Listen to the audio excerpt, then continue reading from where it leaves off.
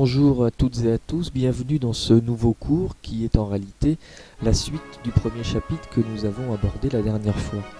Donc la dernière fois nous avions parlé du rétablissement de l'Empire et maintenant, comme je l'avais annoncé, nous allons nous consacrer à l'empereur lui-même, donc à Napoléon III et à son entourage impérial. Donc on va d'abord commencer par la personne de l'empereur. Donc les historiens républicains ont été extrêmement sévères pour Napoléon III. Par contre, ses partisans ont vanté sa sensibilité, son intelligence, son amour du bien public. Essayons de nous élever un petit peu au-dessus des passions pour dégager les caractères de cette physionomie difficile à saisir. Il a 45 ans en 1852, il est né en 1808, il est le fils de Louis de Hollande, frère de Napoléon Ier et de la reine Hortense de Beauharnais, fille de Joséphine. Ses parents ne s'entendaient pas et se séparèrent bientôt. Il a été élevé par sa mère dans un climat de sensibilité exagérée qui a contribué à développer tout un côté de sa nature. Il n'a pas connu cette stricte discipline qui seule aurait été capable de dominer un esprit superficiel et distrait, tremper un caractère fait avant tout de ténacité passive. Son enfance s'est déroulée en Suisse, où il a finalement fait de bonnes études sous la direction de Philippe Lebas, fils de l'ancien membre du comité de sûreté générale, ami de Robespierre. Élève du collège d'Augsbourg, il est passé ensuite à l'école militaire de Thun et il en est sorti officier d'artillerie. Officier d'artillerie, tout comme son oncle Napoléon Ier, qui lui aussi était sorti sous-lieutenant d'artillerie. Élevé dans un climat de mystique napoléonienne, il a cru réaliser l'idéal de l'oncle en participant avec son frère à l'insurrection des libéraux italiens des Romagnes en 1830. Son frère aîné est mort, c'est lui qui, après la disparition du duc de Reichstadt, l'Aiglon, devient le chef du parti bonapartiste. À Strasbourg en 1836, à Boulogne en 1840, il tente de s'emparer du pouvoir. Chaque fois c'est un échec lamentable, il fait figure d'aventurier ridicule. Dans l'intervalle de ses prisons, il vit aux États-Unis et surtout en Angleterre. Lorsqu'il rentre en France en 1848 pour se faire élire député puis président de la République, il apparaît aux politiciens chevronné comme un aventurier sans consistance que des gens sérieux pourraient facilement dominer. Or, c'est avec une habileté suprême qu'il s'est emparé du pouvoir. Son aspect physique n'a rien de particulièrement séduisant, le haut du corps semblait trop lourd pour ses jambes, cependant, il avait une grande allure à cheval. Sa physionomie était inlassablement façonnée à l'impassibilité et à l'atonie qui était de mise chez un conspirateur perpétuel. Malgré cela, il charmait, peut-être à cause du mystère qui émanait de sa personne, de la courtoisie qu'il manifestait, surtout avec les femmes. Ce charme lui vaudra d'ailleurs de très nombreux succès féminins, et sa sensualité, qui est peut-être une conséquence d'une trouble hérédité de sang créole, contribuera à le vieillir prématurément. On a beaucoup discuté son caractère et son intelligence. De fait, il désespère quiconque veut le prendre par son extérieur énigmatique. Ceux qui l'approchèrent sont d'accord pour affirmer ses qualités de cœur. On dit une bonté réellement exquise et de rare délicatesse. Sceptique, il pratique l'oubli des injures. Sa bonté naturelle explique la solide affection qu'il a vouée à ses amis, en particulier à ceux des mauvais jours. Les incartades d'un Persigny ne laisseront jamais sa bonté. Par contre, aucun sens moral, le manque de sens moral le plus complet est comme le plus ingénu, disait Blanchard. Son intelligence est réelle, cultivée, il parle couramment l'anglais, l'italien, l'allemand. Sa curiosité d'esprit est grande. Au fort de Ham, il méditera sur quantité de problèmes économiques et sociaux, il publiera de nombreuses brochures. Il fut certainement un des hommes d'État le plus ouvert aux problèmes d'avenir du XIXe siècle. On a discuté son caractère et Olivier dira c'est l'entêtement dans l'indécision. Mais peut-être a-t-on vu surtout les erreurs du déclin. L'homme des victoires de Crimée et d'Italie, du traité de commerce de 1860 était capable de mener une politique en opposition souvent avec son entourage. Peut-être le trait le plus profond de la personnalité de Napoléon III, C'est la croyance en son étoile, en la fatalité de sa mission. Je crois qu'il y a certains hommes qui naissent pour servir de moyen à la marche du genre humain, et je me considère comme un de ces hommes. Voilà ce que dit Napoléon III. Ceci explique qu'aucun obstacle ne le décourage, qu'aucun conseil ne le détourne de son but. Un doux entêté, disait la reine Hortense, entendant les voix intérieures de sa pensée plus que les voix qui voudraient le conseiller. Son goût du secret le porte à préparer ses projets dans le silence de sa méditation et à les réaliser rapidement et brutalement. Il va procéder en politique par des coups de théâtre. Bien, maintenant qu'on s'est intéressé à la personne elle-même de l'empereur, on va pouvoir s'intéresser un petit peu à ses idées politiques. Donc par sa formation, par son caractère, par ses idées, Napoléon III se rapprochait des hommes de gauche, imprégnés comme eux d'un idéalisme humanitaire qui est bien dans l'esprit de 1848 d'ailleurs. Mais dès qu'il passait du rêve à l'action, il s'éloignait d'eux. Neveu de l'empereur, il avait une mission à accomplir. Cette mission exigeait qu'il fût le maître et il s'empara du pouvoir par la force. Cette puissance, il entendait bien la rattacher à l'investiture populaire, mais par l'intermédiaire de plébiscites. Il était un adversaire résolu des partis. Comme Napoléon Ier, il voulait les faire disparaître. Ceci explique sa répugnance pour le régime parlementaire. Cette autorité de l'exécutif, il l'utilisera pour réaliser une grande œuvre économique et politique. Sa grande idée économique était de développer la civilisation industrielle pour répandre le progrès matériel, l'enrichissement du pays devant permettre de résoudre la question sociale. Il avait vécu en Angleterre dans un pays dont l'évolution économique était plus rapide que celle de la France. Dans son exil, il avait pris de la France l'impression d'un vaste, je le cite, d'un vaste pays puissant, plein de ressources et de richesses, mais sordidement géré. Il veut en faire un pays riche, en tête de l'économie moderne. À Bordeaux, 15 jours avant la restauration de l'Empire, après avoir dit « l'Empire c'est la paix », il ajoute, je cite, « J'en conviens, j'ai, comme empereur, bien des conquêtes à faire. Nous avons d'immenses terres incultes à défricher, des routes à ouvrir, des ports à creuser, des rivières à rendre navigables, des canaux à terminer, notre réseau de chemin de fer à compléter. » Donc c'est un petit peu une esquisse de tous les grands projets économiques qu'il avait en tête. Dans sa conquête économique, Napoléon III n'a pas oublié qu'il est l'auteur du livre sur l'extinction du paupérisme. Lui qui disait « Mes amis sont dans les ateliers, désirent améliorer la condition ouvrière, en supprimant la plaie du chômage, en obtenant une augmentation des salaires. » Une pensée nationale aussi inspirait Napoléon III. Dans un monde où les liens entre les pays se multipliaient, l'influence de la France serait proportionnée à son rôle économique. La politique des nationalités compléterait la politique des grandes entreprises. Napoléon III, l'héritier de son oncle, non pas du conquérant victorieux lancé à la poursuite de la domination universelle, mais de l'empereur vaincu qui s'était présenté à l'histoire légendaire en libérateur des peuples. Il dit « J'avais pour but », écrivait déjà Napoléon Ier dans le préambule de l'acte additionnel de 1815, d'organiser un grand système fédératif européen que j'avais adopté comme conforme à l'esprit du siècle et favorable au progrès de la civilisation. Il s'expliquait à Sainte-Hélène. Une de ses grandes idées avait été de concentrer les mêmes peuples géographiques. On dira après lui les nationalités que l'histoire avait morcelé en des systèmes très compliqués. Les Français et les Espagnols étaient déjà unis, les Italiens et les Allemands devaient l'être à leur tour. Cette simplification obtenue, les peuples étant satisfaits, la paix aurait régné sur le continent et une fédération européenne aurait été possible. Napoléon III recueillait cet héritage spirituel, le moment était venu de le réaliser. Il fallait détruire les traités de 1815, le congrès de Vienne, libérer les peuples opprimés, constituer de grandes nationalités. Mais le souci des intérêts français empêchait Napoléon III de suivre sa pensée jusqu'au bout. Il rêvait d'une Europe où les fédérations de peuples se feraient contrepoids, fédérations germaniques, italiennes, ibériques, etc.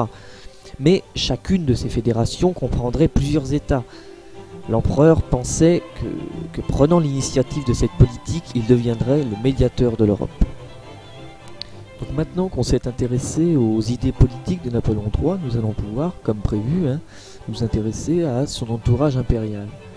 Donc pour réaliser ce programme, de quel appui va profiter Napoléon III?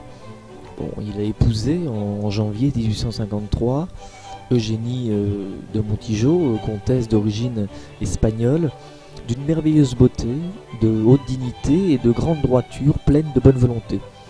Bon, elle n'était ni une confidente possible de ses desseins politiques, ni une intelligence pénétrante et de bon sens éclairé. Elle a, semble-t-il, plutôt des préjugés que des idées politiques. Catholique et conservatrice, elle essayera d'influencer l'empereur dans ce sens, mais sans beaucoup de succès, en tout cas au début de son règne. À côté, et souvent en opposition avec l'impératrice Eugénie, la tribu des Napoléonides. L'empereur est plein de générosité pour la descendance apparemment quémandeuse d'Élisa et de Lucien. Il aide à la fortune de la famille de Murat, utilise Bacchiocchi comme intendant des menus plaisirs, mais il n'accorde de crédit réel qu'à la branche du roi Jérôme. Ce dernier, vieux polisson à peine assagi, se momifia rapidement aux Invalides, de telle sorte que seuls agissent ses deux enfants, Napoléon Jérôme et Mathilde. Alors Napoléon Jérôme, bel homme au masque napoléonien, d'esprit vif, d'intelligence supérieure, d'humeur violente et de verbe libre, inconstant de nature, représente le bonapartisme autoritaire et populaire. Pour lui, le premier empire a continué l'œuvre de la Révolution et le second doit achever l'œuvre commencée en libérant les peuples opprimés. Violemment anticlérical, il est hostile à la papauté et ses relations sont dans le clan des proscrits et des agitateurs complotistes. Il est pour la Révolution. La princesse Mathilde est assez différente de son frère. Après avoir été fiancée avec son cousin Louis-Napoléon, elle épousa un prince russe à tempérament de brute dont elle fut obligée de se séparer. Elle vit à Paris, rue de Courcelles, au milieu d'un cercle littéraire et artistique des plus brillants. Intelligente et informée d'esprit libre, elle exerça à 18 ans un mécénat par délégation, ne se consolant pas de voir le rôle d'impératrice laissé à une comtesse de Théba. À côté de ce cercle de famille, on ne saurait omettre deux personnalités très différentes d'ailleurs. L'une secondaire, le comte de Walewski, né de l'idylle de Napoléon Ier et de la douce polonaise, diplomate de carrière que le nouveau régime se devait de faire accéder aux hautes charges. Ancien disciple de Thiers, il a soutenu les intérêts conservateurs et catholiques. Beaucoup plus prestigieux est le duc de Morny, demi-frère de l'empereur, en tant que fils d'Hortense, petit-fils de la main gauche de Talleyrand. Intelligence pénétrante et lucide, volonté froide, amoralité parfaite, accompagnée parfois de cynisme. Grand bourgeois, orléaniste, homme d'affaires de très haut vol, gardant de son passage dans l'armée un courage à toute épreuve. Mais sceptique, égoïste, aimant l'argent et les femmes, homme d'état d'envergure, ayant le sens des conversations nécessaires, comprenant admirablement les affaires, il fut à l'origine de la grande poussée économique du Second Empire. Ce grand seigneur racé était très loin de ce bonapartisme égalitaire et cocardier incarné par Persigny. Celui-ci était l'ami des mauvais jours. Il manifestait à Napoléon III un dévouement sans borne. Mais aventureux, menant sa politique personnelle, ce serviteur fidèle manque de souplesse. Dans cet étrange amalgame de grands rôles, nous percevons des discordances que l'empereur a lui-même soulignées dans une boutade. Il dit, je cite, « Quel gouvernement que le mien ? L'impératrice est légitimiste, Napoléon Jérôme républicain, Morny orléaniste, je suis moi-même socialiste, il y a de bonapartistes que Persigny, mais il est fou. » C'est ce qu'il dit. Alors maintenant que nous avons vu cet entourage impérial, nous allons parler du personnel politique. Donc à côté des familiers va se former tout un personnel politique appartenant en général à la grande bourgeoisie orléaniste ralliée au régime qui maintient l'ordre, qui assure l'autorité de la classe dirigeante. Ces bourgeois bonapartistes n'étaient pas des intellectuels, mais des hommes à poigne qui ne craignaient pas le peuple, n'aimaient pas beaucoup les curés, mais voulaient que la religion soit respectée. Les principaux sont Biot, Magne, Rauer. Rower, qui jouera un rôle si important à la fin de l'Empire, caractérise le mieux de ce milieu. Né le 30 novembre 1814, il était le fils d'un avoué de Riom. Il fit son droit à Paris, revint dans son pays comme clerc d'avoué, puis devint avocat d'affaires. Il plaida toujours à Riom, en dehors des affaires, quelques procès politiques, de telle sorte qu'il se fit assez vite, par son talent et sa valeur professionnelle, une situation assez importante. Il épousa la fille du maire de Clermont, ce qui le posa dans la société auvergnate. Il chercha à faire de la politique, comme tout bourgeois arriviste, et en 1846, Morny le recommande à Guizot comme candidat conservateur, mais il échoue aux élections. C'est la révolution de 1848 qui lui offre l'occasion qu'il cherchait. Et cet ancien candidat conservateur se présente comme républicain avancé. Il développe des théories socialistes, revendique l'organisation du travail, le droit au travail. Élu à ce titre comme républicain avancé, le 23 avril 1848, il se classe immédiatement à la Chambre parmi les hommes de droite. Inscrit au comité du travail, il y prend une position antisocialiste, se prononce contre le droit du travail. Réélu à la législation en mai 1849, il est du parti de l'ordre. Avant tout ambitieux, il croit dans l'avenir de Louis-Napoléon Bonaparte et se rallie au parti de l'Élysée. Mais il est de plus en plus réactionnaire, il va jusqu'à déclarer au milieu des clameurs des républicains, je cite, « Votre révolution de février n'a été qu'une catastrophe ». Sous l'Empire, il joue un rôle essentiel. D'abord, comme vice-président du Conseil d'État, il est mêlé à tout le travail législatif que font le Conseil d'État et le corps législatif. Il semble donc que Rower voit dans la politique un métier dans lequel il faut parvenir. Il arrive au premier plan, non par ses principes, par ses idées, mais par son ambition, aidé par une extraordinaire puissance de travail. Ministre des Travaux publics, le 3 février 1855, il participe au lancement des grandes affaires économiques et aux grands travaux publics. Il coopère à la négociation du traité de commerce avec l'Angleterre en 1860. C'est en 1863 que sa carrière a brusquement un grand épanouissement. Il devient réellement un homme politique et après 1865, son influence est de premier plan. Les raisons de cette influence sont diverses. La première, c'est incontestablement son talent qu'il développe comme ministre d'État, poste où il est nommé en 1863. À ce titre, il défend la politique de l'empereur devant le corps législatif. Or, Rower est un remarquable avocat qui sait plaider ses dossiers, sans d'ailleurs s'inquiéter des contradictions entre les dossiers qu'il plaide aujourd'hui et ceux qu'il a plaidés hier. Une autre raison de son influence, c'est l'affaiblissement de la volonté de l'empereur. Il est d'ailleurs soutenu par l'impératrice à la politique et aux intérêts de laquelle ils sont liés.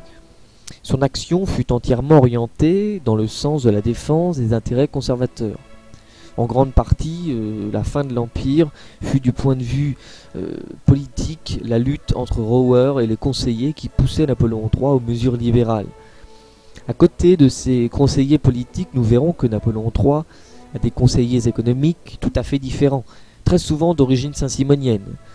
En définitive, au moins jusque vers 1866, l'empereur n'a pas subi sérieusement l'influence de ses ministres.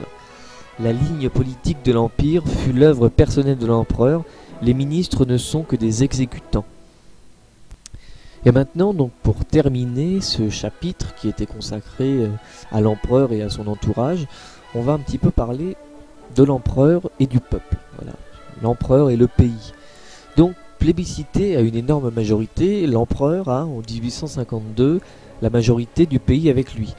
Mais il est intéressant de souligner ses rapports avec les divers milieux sociaux.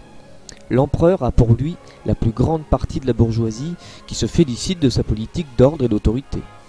Le maintien de la structure capitaliste est assuré et, pour une classe qui tremble pour ses intérêts vitaux depuis février 1848, c'est l'essentiel. En particulier, Napoléon III a derrière lui toute cette grande bourgeoisie capitaliste qui souhaite un développement accéléré des affaires. Par contre, il rencontre quelques réticences dans la bourgeoisie des professions libérales attachées à la monarchie parlementaire ou à la République et qui supportent difficilement le régime de contrainte de l'Empire. La paysannerie, qui constitue la grande masse de la nation, a toujours gardé une fidélité mystique à Napoléon Ier, qui a consolidé la conquête des ruraux sur la féodalité et a apporté à tous les Français un patrimoine de gloire. C'est avec enthousiasme que le monde paysan a voté pour Louis-Napoléon Bonaparte. Ici, il n'y a opposition que dans certaines régions gagnées à la propagande montagnarde. Les ouvriers sont beaucoup moins favorables à Napoléon III, mais découragés à la suite des journées de juin, ils ont accepté passivement le coup d'État. Et certains attendent beaucoup plus de Napoléon III, qui s'intéresse à leur sort, que les républicains bourgeois. Avec la bourgeoisie et la paysannerie, l'appui le plus important pour Napoléon III vient du monde catholique. Le coup d'État a été salué avec enthousiasme par le clergé. Napoléon III est le défenseur de l'Église dans l'affaire romaine. L'armée française a permis le retour de Pie IX, chassé par les révolutionnaires italiens dans ses États. En même temps, Napoléon III empêche cette subversion sociale que craignaient les catholiques. Les catholiques, en votant en masse pour Napoléon III lors des plébiscites, ont suivi le conseil que disait Montalembert.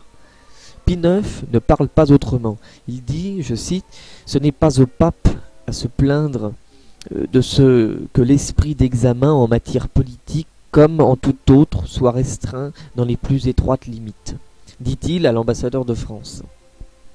Les évêques célèbrent l'alliance de l'Église et de l'Empire. Monseigneur de Saligny, candidat républicain aux élections de 1848, déclare maintenant que, je cite, « Quand l'Église rencontre César, elle doit aller à lui et lui tendre la main ». Le bas clergé suit avec enthousiasme. Une véritable impression de soulagement suit le coup d'État. Le curé de Nantua s'en explique à Persigny. Il dit « Je devais être la victime ainsi que tous mes confrères de la jacquerie de 1852. J'ai été sauvé. J'ai baisé cordialement les mains de mes libérateurs. » Et si ce ralliement est un résultat des circonstances, et s'il n'a rien de durable, beaucoup plus solide serait celui de l'armée. Elle avait été mécontente du triomphe du peuple de 1848. Le coup d'État réalisé grâce aux militaires fut sa revanche. Elle fut le grand foyer d'un bonapartisme d'ailleurs beaucoup plus près de ses origines populaires, conservant le souvenir de la grandeur de Napoléon Ier.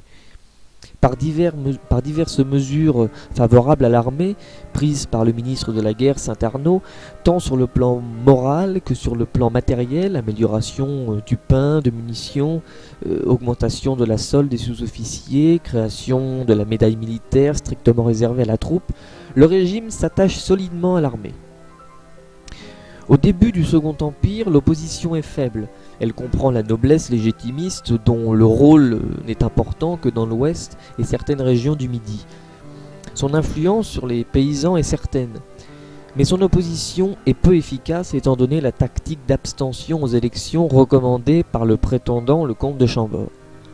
Les orléanistes, qui se recrutent surtout dans la bourgeoisie, ont perdu une grande partie de leur audience. Seuls certains éléments, apparemment surtout au monde des professions libérales, gardent leur fidélité au comte de Paris. L'opposition des royalistes est médiocre. Elle se traduit par des polémiques de salon, en particulier dans ce premier salon de Paris qu'est l'Académie française dont la majorité est royaliste. L'opposition républicaine serait plus redoutable. Le coup d'État et la répression qui a suivi le coup d'État ne seront pas oubliés. Les républicains sont les adversaires irréductibles. Mais ils ne peuvent manifester leur opposition, ils sont traqués par la police, leurs chefs sont en exil, je vous rappelle Hugo à Guernesey. Au total, appuyé par la grande majorité du pays, sans craindre une opposition dangereuse, Napoléon III va réaliser dans tous les domaines une politique originale. Voilà, nous en avons fini pour ce premier chapitre qui portait sur cet avènement de l'Empire et dans cette deuxième partie plus précisément sur la personne de l'empereur et le personnage impérial avec cette ultime partie qui ouvrait un peu plus sur l'empereur et les relations qu'il avait avec les différents milieux sociaux. Je vous remercie et je vous dis à très vite pour le prochain cours, donc le chapitre 2, qui portera sur l'évolution politique. On verra comment on passe de cet empire autoritaire à cet empire qu'on a qualifié de libéral. Je vous remercie et je vous dis à très vite.